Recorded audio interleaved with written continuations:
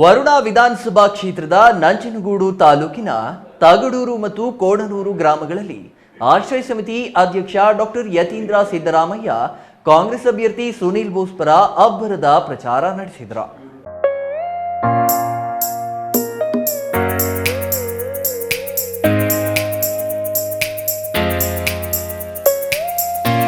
ಚಾಮರಾಜನಗರ ಲೋಕಸಭಾ ಕ್ಷೇತ್ರದ ಚುನಾವಣೆ ಹಿನ್ನೆಲೆಯಲ್ಲಿ ಇಂದಿನಿಂದ ವರುಣಾ ವಿಧಾನಸಭಾ ಕ್ಷೇತ್ರದ ವ್ಯಾಪ್ತಿಯಲ್ಲಿ ಕಾಂಗ್ರೆಸ್ ಅಭ್ಯರ್ಥಿ ಸುನೀಲ್ ಬೋಸ್ ಪರವಾಗಿ ಯತೀಂದ್ರ ಸಿದ್ದರಾಮಯ್ಯ ಮತಯಾಚನೆ ಮಾಡಿದ್ದಾರೆ.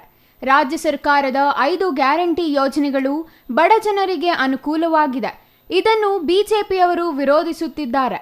ಸಿದ್ದರಾಮಯ್ಯನವರ ನೇತೃತ್ವದ ಸರ್ಕಾರದಲ್ಲಿ ಜನಪರ ಆಡಳಿತ ನಡೆಸುತ್ತಿದ್ದಾರೆ ಎಂದರು.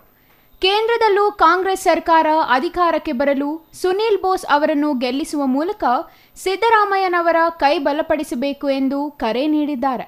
ರೈತ ಅದಕ್ಕೆ ಪ್ರತಿಭಟನೆ ಮಾಡ್ತೀವಿ. ವರ್ಷನೂ ಡೆಲ್ಲಿಗೆ ಹೊರಟರು, ಆದ್ರೆ ಡೆಲ್ಲಿ ಬಾರ್ಡರ್ ಕೂಡ ಅವ್ರು ದಾಟಕ್ಕೆ ಬಿಡ್ಲಿಲ್ಲ.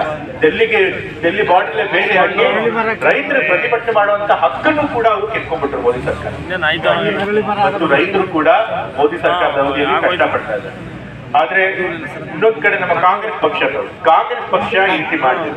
ನಾವು ಚುನಾವಣೆಗಿಂತ ಮುಂಚೆ ಏನೇನು ಭರವಸೆಗಳನ್ನು ಕೊಟ್ಟಿದ್ವಿ ಅಷ್ಟು ಭರವಸೆಗಳನ್ನ ಈಡೇರಿಸಿದ್ವಿ. 2013ರಲ್ಲಿ ನಾವು ಅಧಿಕಾರಕ್ಕೆ ಬರೋಕ್ಕಿಂತ ಮುಂಚೆ 168 ಭರವಸೆಗಳನ್ನು ಕೊಟ್ಟಿದ್ವಿ.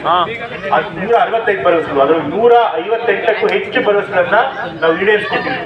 ಅವಾಗಲೇ ನಾವು ಅನ್ನಭಾಗ್ಯ, ಕ್ಷೀರ ಭಾಗ್ಯ, ಕೃಷಿ ಭಾಗ್ಯ, ಶಾದಿ ಭಾಗ್ಯ, ವಿದ್ಯಾಸಿರಿ ಬೇಕಾದಷ್ಟು ಕಾರ್ಯಕ್ರಮಗಳನ್ನ ಜಾರಿ ಮಾಡಿದ್ವಿ. ಅದಲ್ಲದೆ ಅವಾಗ ಕರ್ನಾಟಕದಲ್ಲಿ ಇನ್ನೂ ಹೆಚ್ಚಿನ 30 ಕಾರ್ಯಕ್ರಮಗಳನ್ನು ಕೊಟ್ಟಿದ್ದೀವಿ. ಅವಾಗ ಇಂದಿರಾ ಕ್ಯಾಂಟೀನ್, ಶೂ ಭಾಗ್ಯ ಮತ್ತೆ ಅನುಗ್ರಹ ಯೋಜನೆ ಇವೆಲ್ಲ ಪ್ರಣಾಳಿಕೆ ಇರಲಿಲ್ಲ. ಆದ್ರಿಂದೆಲ್ಲ ಮತ್ತೆ ಜನರಿಗೋಸ್ಕರ ಸಿದ್ದರಾಮಯ್ಯ ಸರ್ಕಾರ ಮರು ಕೊಟ್ಟಿದ್ದ. ಅದಾದ್ಮೇಲೆ 2023 ಈಗ ಹೋದ ವರ್ಷ ವಿಧಾನಸಭಾ ಚುನಾವಣೆಗಳಿತ್ತು. ಅದಕ್ಕಿಂತ ಮುಂಚೆ ಕೂಡ ನಾವು ಜನರಿಗೆ ಕೆಲವು ಗ್ಯಾರಂಟಿಗಳನ್ನ ಕೊಟ್ಟಿದ್ವಿ. ಅಧಿಕಾರಿಗೆ ಬಂದ್ರೆ ಈ ಗ್ಯಾರಂಟಿ ಈಡೇರಿಸ್ತೀವಿ ಅಂತ 5 ಗ್ಯಾರಂಟಿಗಳು ಕೊಟ್ಟಿದ್ವಿ. ಗೃಹಲಕ್ಷ್ಮಿ, ಗೃಹ ಜ್ಯೋತಿ, ಮತ್ತೆ ಯುವ ನಿಧಿ, ಶಕ್ತಿ ಕಾರ್ಯಕ್ರಮ, ಅನ್ನಭಾಗ್ಯ ಕಾರ್ಯಕ್ರಮ ಅಂತೇಳಿ. ಇವತ್ತು ನಾವು ಅಧಿಕಾರಕ್ಕೆ ಬಂದಂತ 9 ತಿಂಗಳ ಒಳಗಡೆನೆ ಅಷ್ಟು ಗ್ಯಾರಂಟಿ ಕಾರ್ಯಕ್ರಮಗಳನ್ನ ನಾವು ಜಾರಿಗೆ ತಂದಿದ್ದೀವಿ.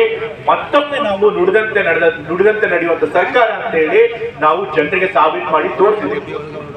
ಈ ಸಂದರ್ಭದಲ್ಲಿ ಕಾಂಗ್ರೆಸ್ ಅಭ್ಯರ್ಥಿ ಸುನೀಲ್ ಬೋಸ್, ತಡಗೂರು ಗ್ರಾಮ ಪಂಚಾಯಿತಿ ಅಧ್ಯಕ್ಷೆ ಚಂದ್ರವತಿ ಬಸವರಾಜು, ಉಪಾಧ್ಯಕ್ಷ ಗುರುಮಲ್ಲೇಶ್, ಸರಸ್ವತಿ ಗಾರ್ಡನ್ ಮಹೇಶ್, ಶಿವರಾಮ್ ಹಾಜರಿದ್ದರು.